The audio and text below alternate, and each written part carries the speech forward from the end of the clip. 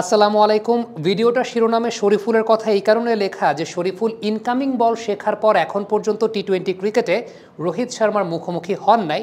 তার মানে এখনকার শরীফুলকে কিভাবে রোহিত শর্মা সামলান সেটা একটা দেখার বিষয় হবে প্রস্তুতি ম্যাচে যদি রোহিত শর্মা এবং শরীফুল দুজনেই খেলেন। আমার পেছনে যে পরিসংখ্যানটা দেখতে পাচ্ছেন টি-20 ক্রিকেটে 2022 সাল থেকে এখানে রোহিত শর্মার সবচেয়ে খারাপ পারফরমেন্সটা বাঁহাতি পেসারদের বিরুদ্ধে। খেয়াল করে দেখেন তার শটের কন্ট্রোল মাত্র 63.3% এবং স্ট্রাইক রেটটা 120.7। অন্যান্য বোলারদের এগেনস্টে তার কন্ট্রোল কিন্তু অনেক ভালো।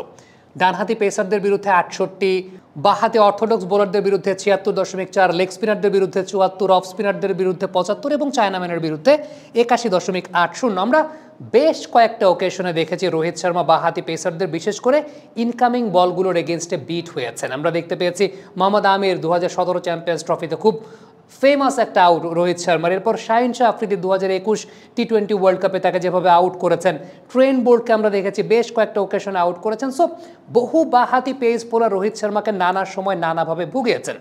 আমরা এর পরবর্তী একটা পরিসংখ্যানের দিকে যদি একটু তাকাই সেক্ষেত্রে 2024 সালে পাওয়ার প্লেতে বাঁহাতি পেসারদের বিরুদ্ধে রোহিত শর্মা 3টা ইনিংসে 2বারই আউট হয়েছেন। তার গড়টা মাত্র 3, স্ট্রাইক রেটটা মাত্র 50। সো বাঁহাতি পেসারদের বিরুদ্ধে রোহিত শর্মার প্রবলেমের জায়গাটা আছে।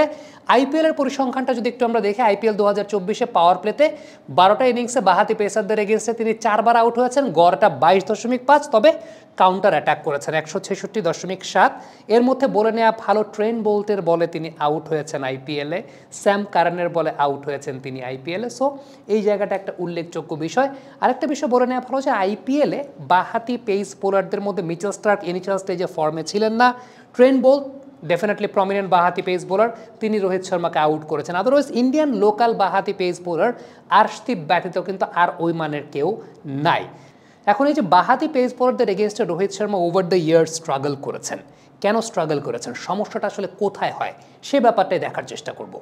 খুব সাধারণ সেন্সের একটা কথা, তা হচ্ছে বাঁহাতি পেস বোলার যখন ডানহাতি ব্যাটারকে বল করে, ব্যাপারটা ডানহাতি ব্যাটারের জন্য ডিফিকাল্ট। ইনকামিং বলগুলো সাধারণত ডানহাতি পেস বোলাররা যখন ওভার দ্য উইকেট ইনকামিং বল করে সেটা ডিরেকশনটা থাকে অফ স্ট্যাম্পের বাইরে বা অফ স্ট্যাম্প, সেখান থেকে ইনকামিং। কিন্তু বাঁহাতি পেস বোলারের অ্যাঙ্গেলটা কিন্তু থাকে বাঁহাতি পেস বোলারের ওভার দ্য উইকেট বা আম্পায়ারের রাইট হ্যান্ড সাইড থেকে, যেই অ্যাঙ্গেল থেকে বলটা করার জন্য ওই ইনকামিং বলগুলো ডানহাতি ব্যাটারদের জন্য খুবই ডিফিকাল্ট হয়ে যায়।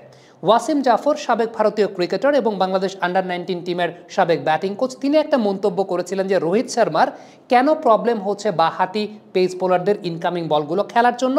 তার পেছনে বড় কারণটা হচ্ছে তার ফ্রন্ট লেগের প্ল্যানটা, অর্থাৎ সামনের পাটাকে তিনি যেভাবে অ্যাক্রস শেপে নিয়ে যাচ্ছেন, ওই অ্যাক্রস শেপে নিয়ে যাওয়ার জন্য যেটা ডানহাতি পেস বোলার যখন ওভার দ্য উইকেট বোলিং করছেন ইনকামিং, তিনি যে অ্যাঙ্গেলটা পাচ্ছেন সেই অ্যাঙ্গেলটা অনেক বড়।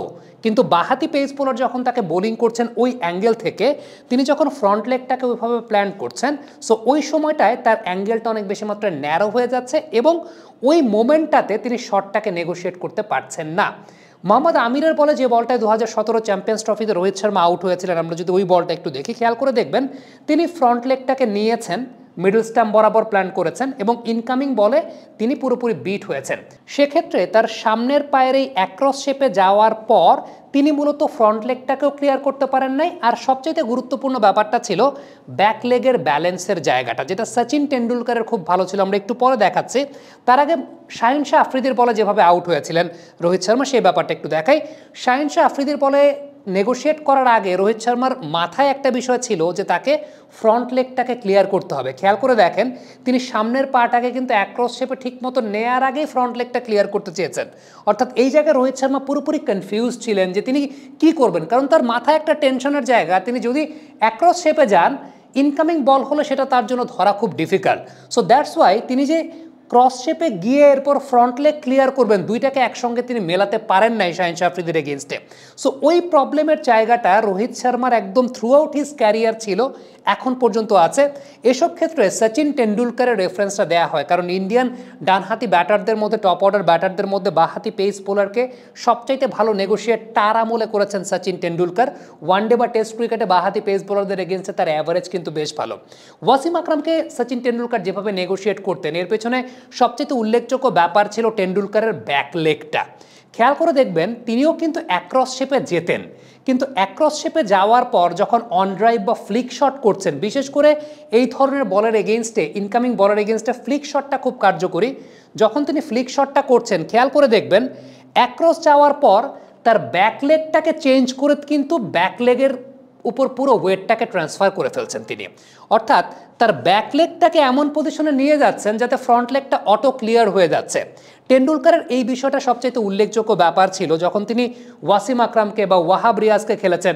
প্রথমত অ্যাক্রস শেপে গিয়ে আফটার দ্যাট তার পেছনের পাটাকে কন্ট্রোলে নিয়ে আসতেন যাতে ওই শটের উপর তার কন্ট্রোল থাকতো, বা পেছনের পাটাকে দিয়ে তিনি মিডল স্ট্যাম্প বা অফ স্ট্যাম্পটাকে কাভার করে ফেলতেন যাতে ফ্রন্ট লেগটা অটো ক্লিয়ার হয়ে যেত।